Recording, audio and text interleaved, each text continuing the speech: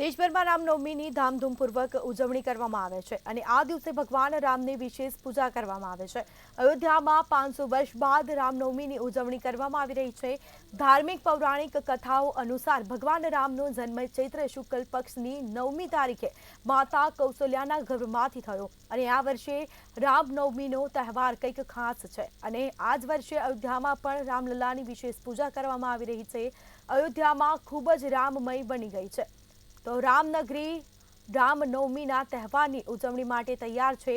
રામનવમીના દિવસે રામલલ્લાને સૂર્યાભિષેક કરવામાં આવશે। રામનવમી માટે માત્ર રામલલ્લા જ નહીં પરંતુ રામ મંદિરને પણ ખાસ સજાવવામાં આવ્યું છે। અયોધ્યામાં પહોંચેલા ભક્તો રામ મંદિરની વિશેષ સજાવટ જોવા માટે ઉત્સાહિત છે। રામનવમી નિમિત્તે રામ મંદિર રોશનીથી ઝળહળી ઉઠ્યું છે।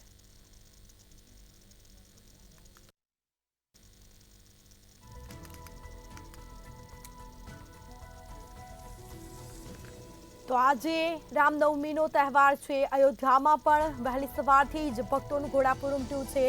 દર્શનાર્થે લોકો દૂર દૂરથી આવી રહ્યા છે કારણ કે 500 વર્ષ બાદ ભગવાન શ્રી રામ બિરાજમાન થયા છે અને રામનવમીનો આજે પહેલો તહેવાર અયોધ્યામાં ઉજવાશે।